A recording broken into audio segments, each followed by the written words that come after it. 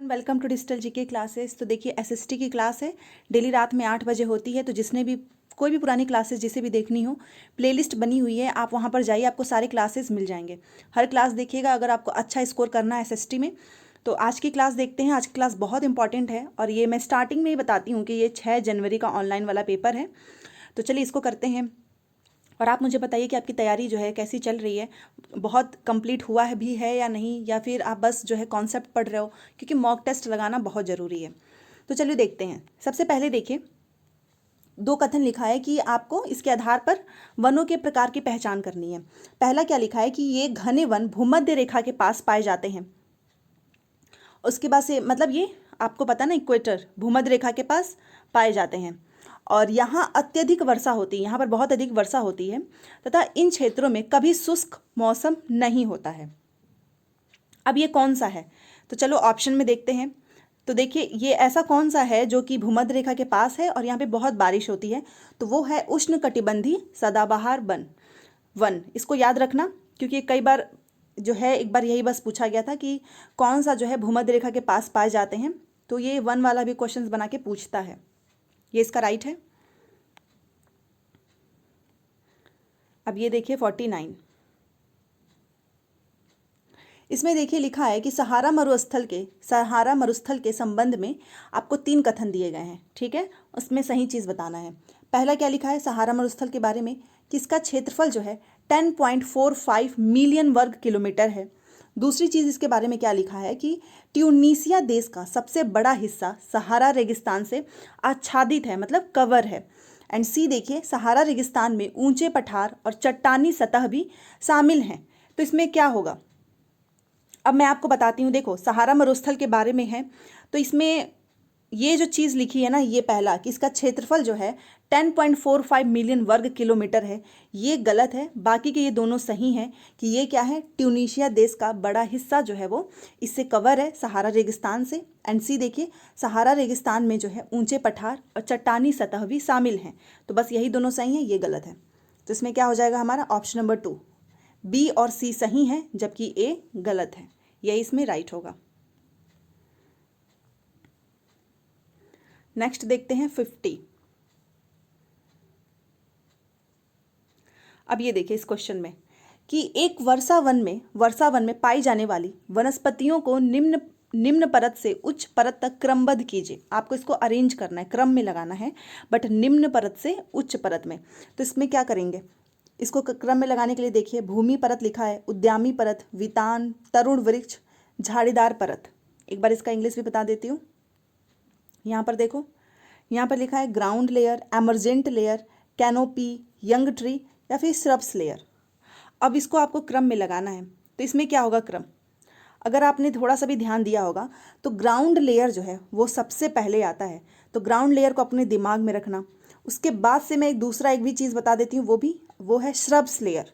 तो ग्राउंड के बाद क्या होना चाहिए, श्रब लेयर, मतलब ए के बाद क्या होगा, ई। तो जहाँ पर ए ई लिखा है वो ही सही होगा, बाकी के सारे ऑप्शन काट देते हैं। तो चलिए ऑप्शन में देखते हैं। देखो यहाँ भी नहीं है, यहाँ भी नहीं है, यहाँ है, या नहीं यहाँ भी नहीं है, ऑप्शन नंबर 2 में है ए ई। ऐसे भी आंसर मिल जाते हैं। पूरा ज़रूरी नहीं कि पूरे आपको क्वेश्चंस आते ही हों। एक बार मैं आपको हिंदी में पूरा अच्छे से बताती हूँ।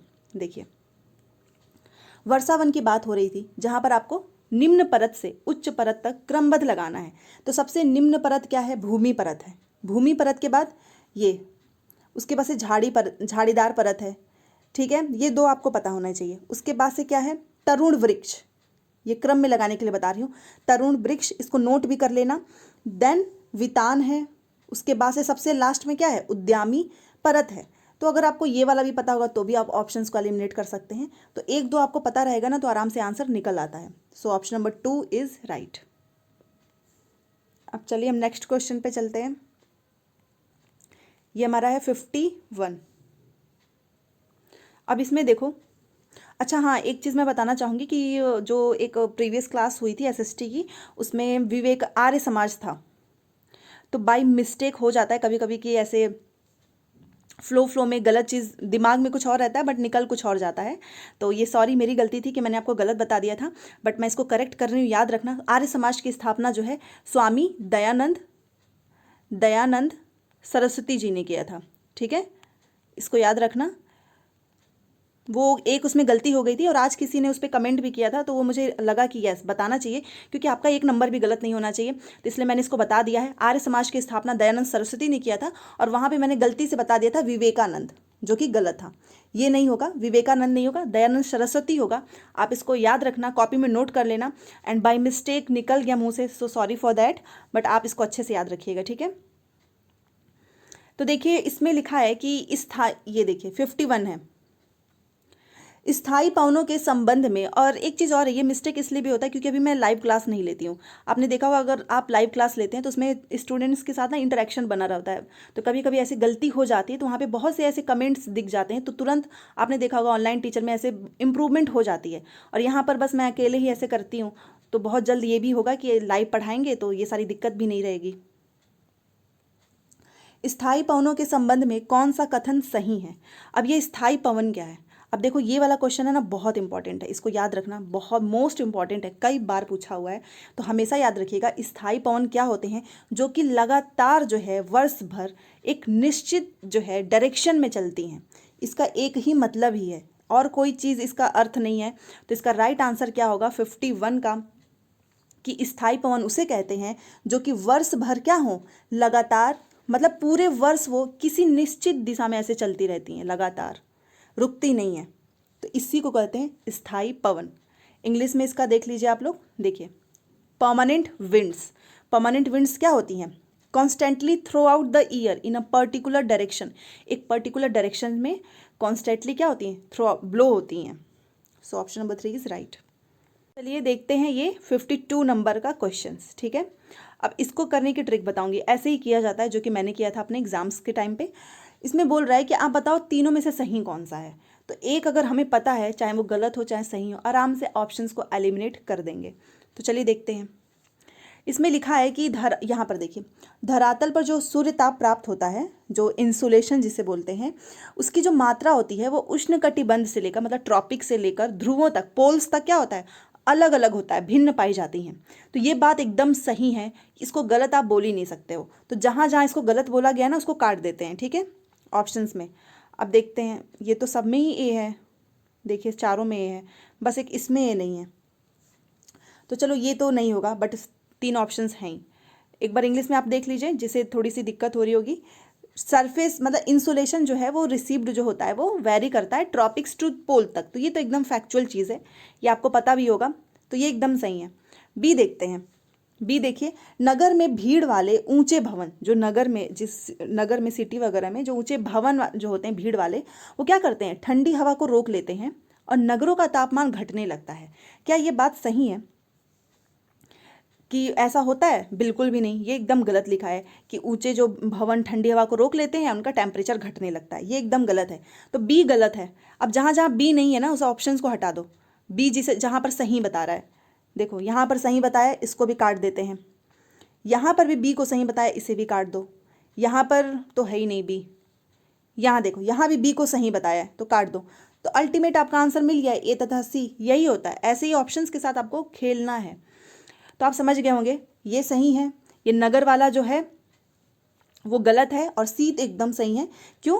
क्योंकि आप यहाँ पर देखिए लिखा है कि मैदानी भागों की अपेक्षा जो समुद्री भाग है वहाँ पर तापमान में जो भिन्नता है ना वो कम पाई जाती है, और ये 100% सही है। तो ए तथा C is right, only B is wrong. So that's why हमारा कौन सा ऑप्शन होगा, ऑप्शन नंबर 3, ए तथा सी सही है। इसको ध्यान रखिए, अगर आप चाहें तो ले सकते हैं स्क्रीनशॉट। अब चलिए अगले क्वेश्चन पे चलते हैं, 53। अब ये देखो 53 में भी मैच वाले क्वेश्चंस इतने आएंगे ना एसएसटी में कि आपको प्रैक्टिस बहुत करनी होगी, अदरवाइज इसको देख के ऐसा लगता है कि अरे कौन सा क्वेश्चन पूछ दिया है, बट ये बहुत इजी होता है।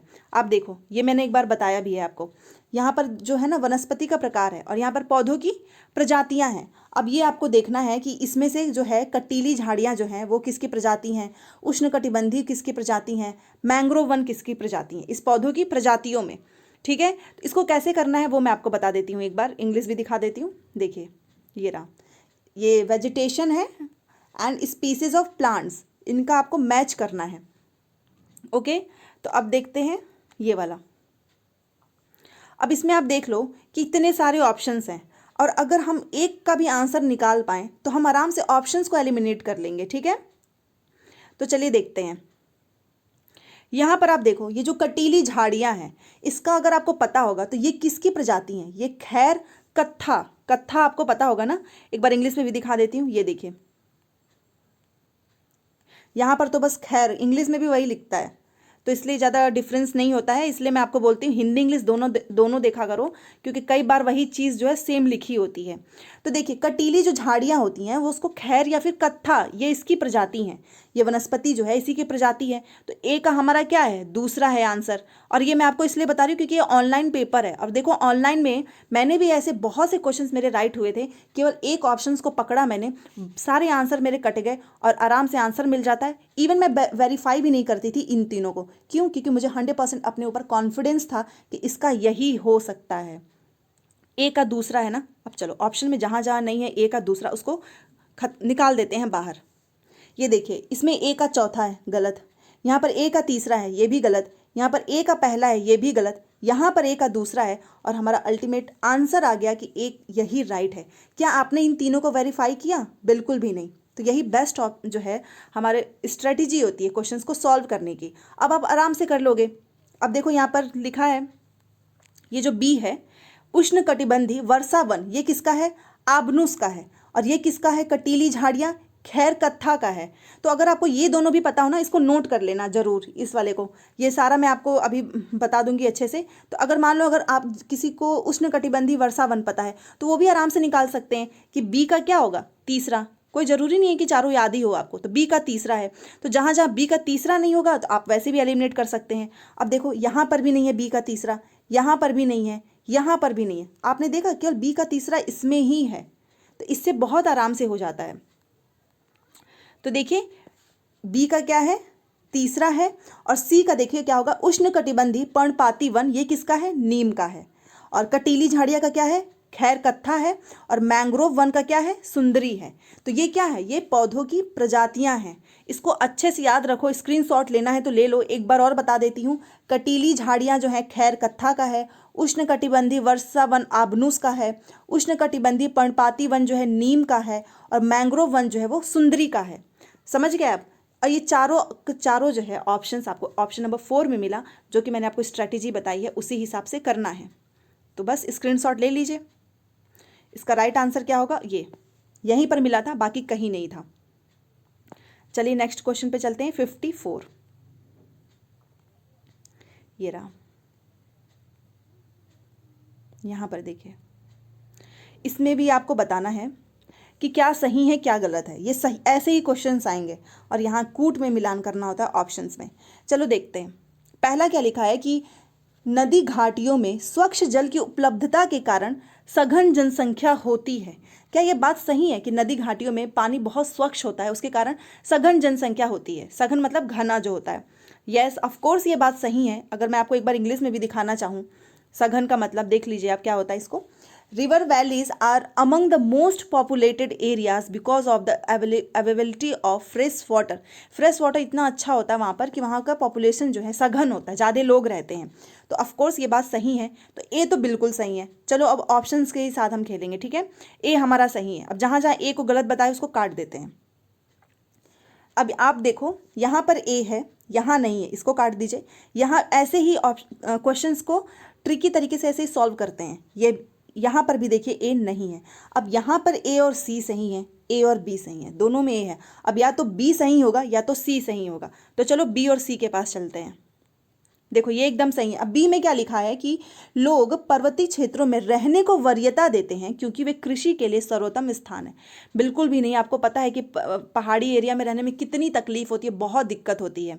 तो ये इसलिए इसको ये प्रायोरिटीज़ नहीं देते हैं कि यहाँ पर हम रहेंगे तो बढ़िया एग्रीकल्चर हो जाएगा। इवन आप प्लेन एरिया में देखो, वहाँ पर कृषि करने में आसानी होती है। तो ये गलत बात लिखा है। बी बिल्कुल भी नहीं होगा। ए हमारा सही है। चलो सी को भी देख लेते हैं। लोग समतल मैदानों और सहज ढालों पर रहने को वरीयता देते हैं। अभी मैंने आपको बताया ना, जो प्लेन एरियाज होते हैं वहाँ पर, क्योंकि आप वहाँ पे कोई भी चीज़ आराम से कंफर्टेबल कर सकते हो। पहाड़ वगैरह में आपने देखा होगा सीढ़ी नुमा जो है कृषि होती है, बहुत दिक्कत होती है वहाँ पे। तो सी तो एकदम कंफर्म है।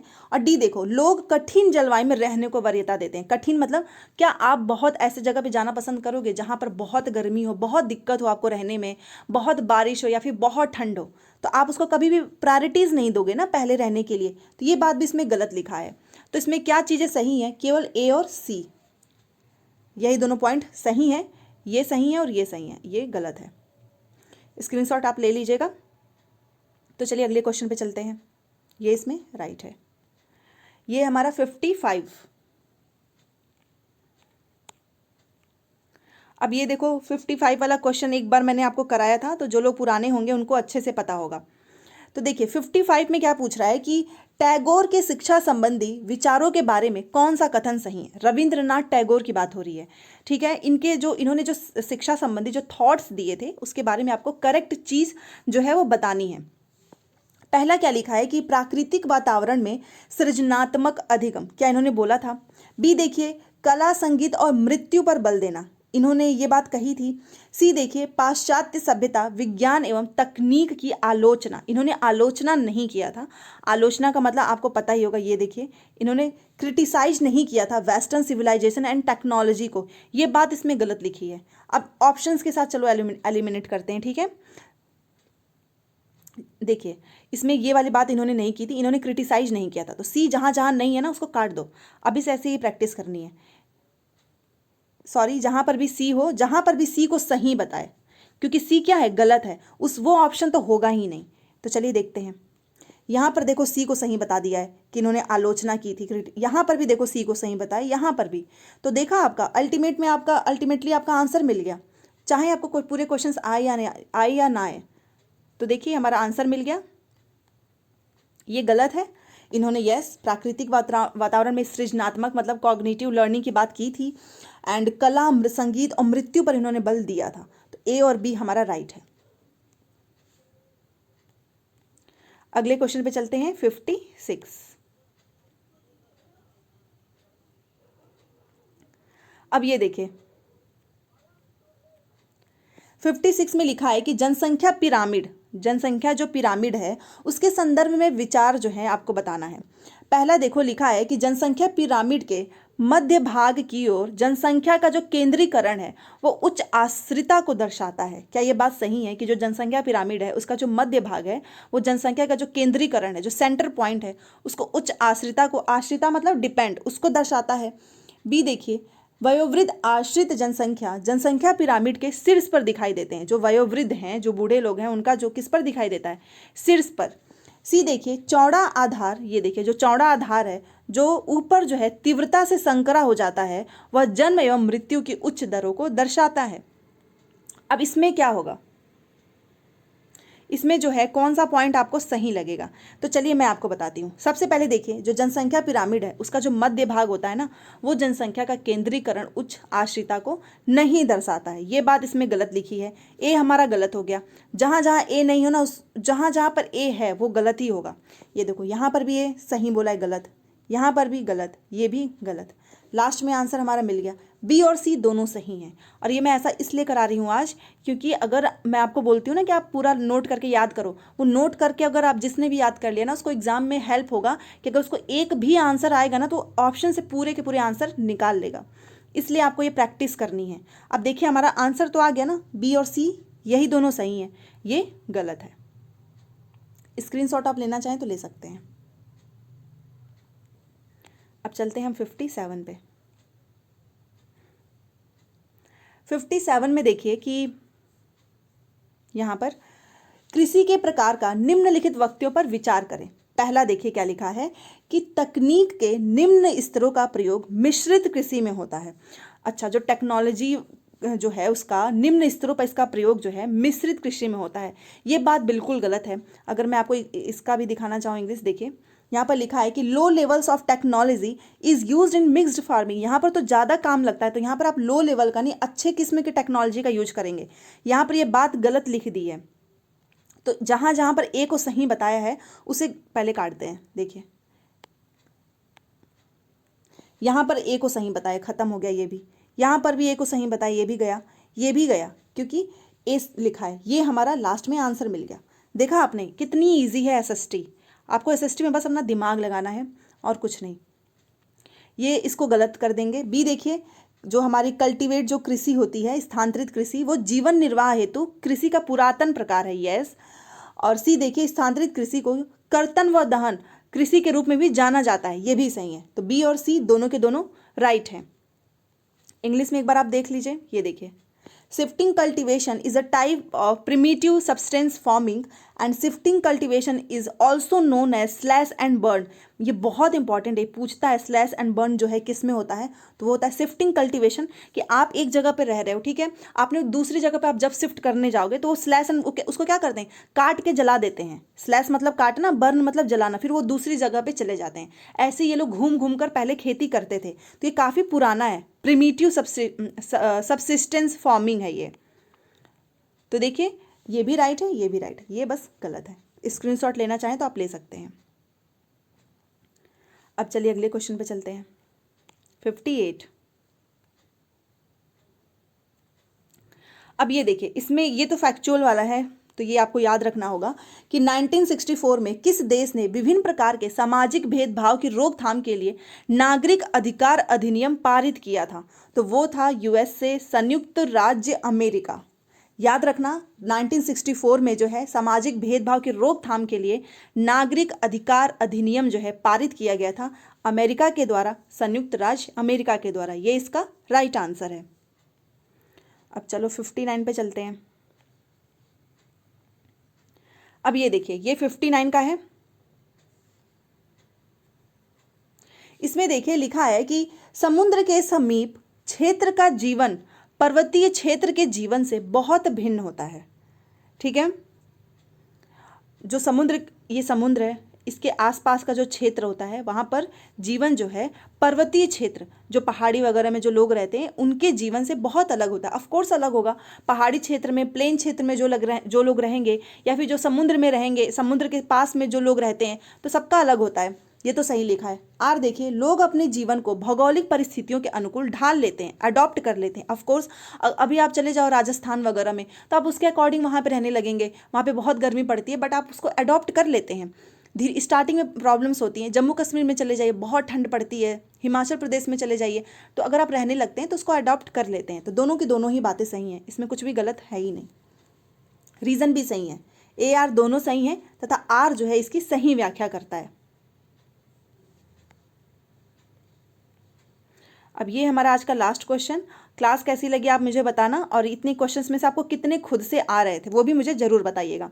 अब ये चलिए, पंचायती राज से क्वेश्चंस बहुत पूछता है, इसको इम्पोर्टेंट समझ लो, नोट करके रख लेना। पंचायती राज संस्थानों को उनकी जन भागीदारी के आरोही क्रम में आपको लगाना है। अब आरोही इंग्लिश वाले नहीं समझ पाएंगे, एक बार देख लीजिए।